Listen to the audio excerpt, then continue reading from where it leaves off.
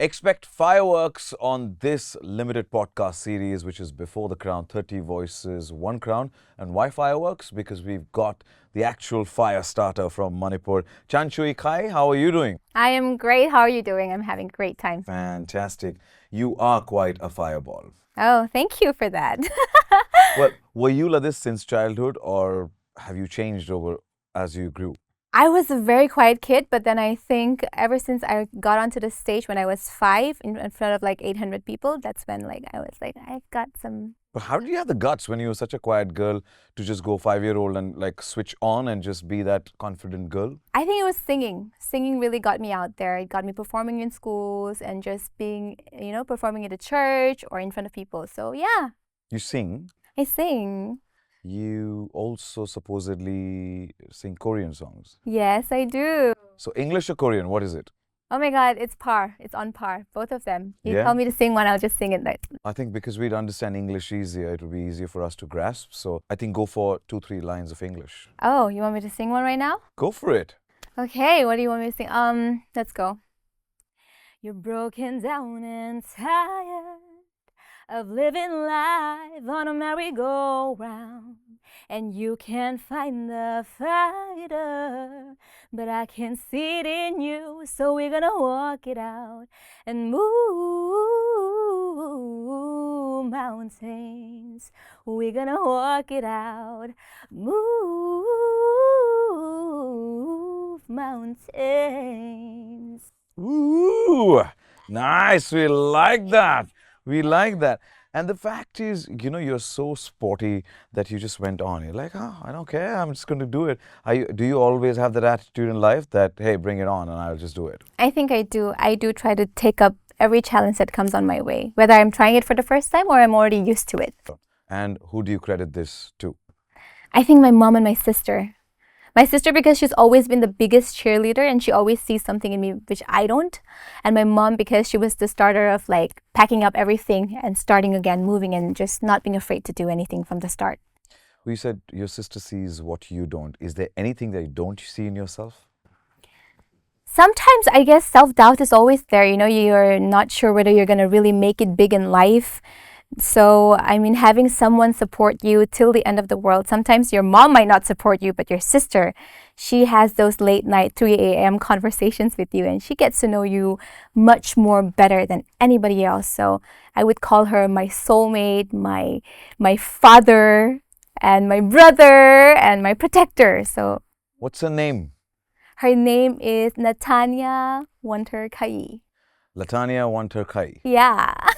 I'm so glad I got to say her name. Oh my gosh. Yeah, why not? This is the platform. Yeah. As we said, we deep dive into real stories of our winners, and we want to know these names that actually help you be where you are today, right? You were raised by a single mother. What role does she play in your life? Well, she played both my mom and dad because my dad passed away just when I turned 6 because of cancer. And my mom had to take care of him all the way. And right after he passed away, we had to pack everything up from Manipur, and then we had to shift to Guwahati. So she just took a 360 roundabout for us, me, my sis, just the three of us, like a triangle, and we went to Guwahati. She started life over, and I think that kind of beginning that she shifted for us, even though it was difficult, it made us so much more adaptable in the friends that we have, the people that we met, and I think that's one of the reasons why I'm not scared to try so many things, compete, whether it's songs, like music, pageants, or dancing, or acting, everything. I'm just like, it works out, it works out. Yeah. Well, sorry to hear about your dad, but your mother is a very, very strong woman. Would we call it since you're 3 women in the house, the girl squad? Yeah, we're like the Powerpuff Girls. I was going to say that, but yeah, I like that. And she's been your strength, is it? Definitely.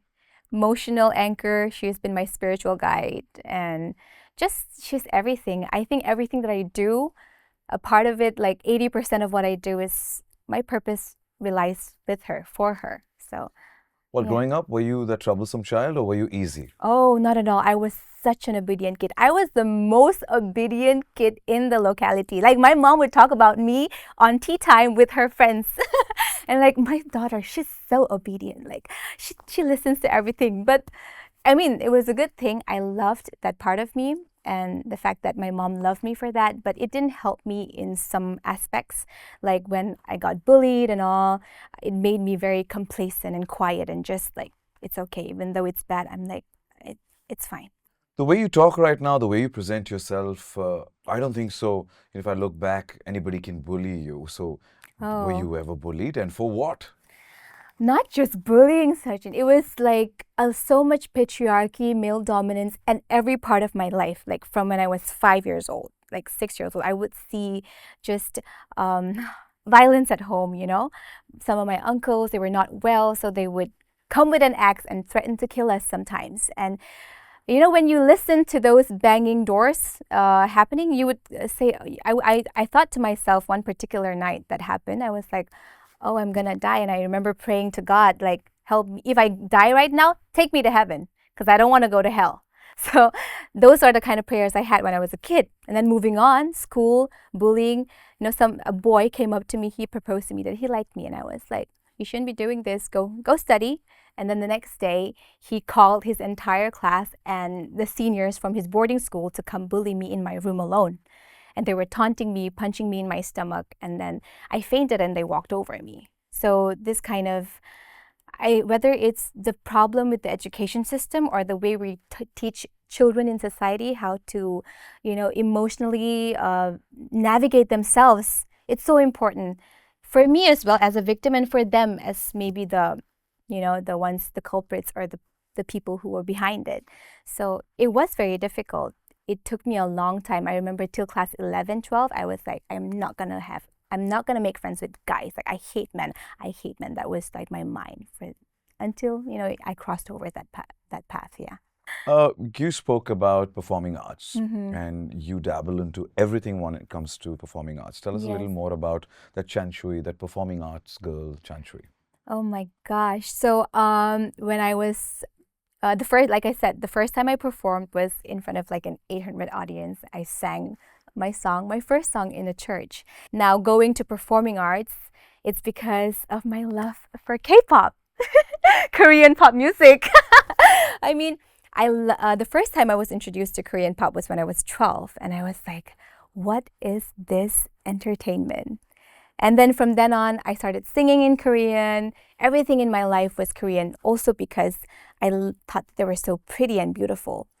Yeah. Wow. Now, since that you've spoken so much about K-pop and Yeah. you excel in that, we would love to get a taste of your vocal magic when it comes Oh to my. Korean singing. Go for it. Oh, another Korean. Okay, Korean song. 시간을 되돌리면 기억도 지워질까? 해볼 수도 없는 말들을 엮는 걸 알아. Is that fine? It was beautiful. It was so soulful. It was mesmerizing. So thank you. We didn't understand it, but Yeah. it definitely, music has no language. Exactly. Yeah, it connects the world and it connected us. So thank you. Do you have a vision board? Do you believe in manifestation? Definitely. Manifestation, prayer, and just maybe sometimes overthinking. Good and bad, but it works in my way. I've manifested being in Miss India. I mean, I'm competing for the second time. I honestly didn't think I would make it this far, but then I'm here. And that speaks a lot about trials and failing, but trying again, not being embarrassed about it. A lot of people, we don't try because we're like scared. Oh, maybe they're going to say something. And maybe on social media, they're going to say, oh, why is she back again? Like, she tried last year and then she didn't even, do as well. Like, why is she back? Does it even matter? Like, are we supposed to even give her any attention? But then it's not about those words. It's about your story and how you can inspire others with that. So for me, I'm coming back here telling, you know what? Bad things happen, but it's okay. Come back, try again. You never know what's going to happen. So for the first time when you lost, were you disheartened? Did you cry? Oh my God, not at all. I remember when Nikita and Rekha was being crowned, I was clapping. I was so excited. I was so excited knowing that I'm gonna come back. I knew the moment they were crowned, I was gonna come back. I remember the other girls crying after, because it's been a very taxing journey, 20 days of constant shoots, emotional, what is it, fights within themselves or maybe in between, maybe here and there. But at the end, I didn't cry at all. I was like, oh my God, this is the most amazing thing I've seen. I mean, it empowered me more even to be back. And that's why I'm here. When you talk, you're always skyrocketing. So what I'm going to do is I'm going to quickly get you some skyrocketing quick fire questions, which you have to shoot the answers for. Okay. What is the best advice you've ever received? Try and fail, but do not fail to try. One quote you live by? One quote I live by. Everything seems impossible until it's done. One line of poetry you love? You may trod me in the dirt, but I will always rise again like dust. Last film that stayed with you? About Time, Rachel McAdams. Favorite actor male? Park Bo-gum, When Life Gives You Tangerines. Favorite actor female? Female, Anne Hathaway. I loved her in Enchanted. Comfort food? Momos. Coffee or chai? Coffee, coffee, coffee. One habit you want to change? Slouching. I slouch. I'm a pageant girl, but I slouch sometimes. I'm like, oh, no, slouching, and I'd be like, Session. You're so self-aware about yourself, everything. One habit you don't want to change? I don't want to change. Oh my God. That I am relentless. Like, you will say anything, but I'll be like, no, hum kar lega. मैं आ जाऊंगी. One thing that you want to be remembered for? I want to be remembered for being the first tribal woman with my kind of face and eyes to win the Miss India crown and represent India at Miss World. Cool. And on a serious note, the world is at war, and what is it that we're doing wrong as global citizens? I think the problem is that everybody, we only feel the pain we know, and we only empathize. Like empathy is becoming conditional in the sense that we only feel and pray and vote for the ones who feel that the same way as us. So I think suffering becomes conditional when we don't empathize beyond how we have experienced it. Well, Chanchui, you are that no-filter fireball, I must say, representing Manipur. And what a perfect representation you're doing. Wishing you the best for the grand finale, and may you wing it. Thank you so much. I've had such a wonderful conversation. Even it's so exciting. And your energy is infectious. I mean it. Thank you. Thank you so much. Thank you.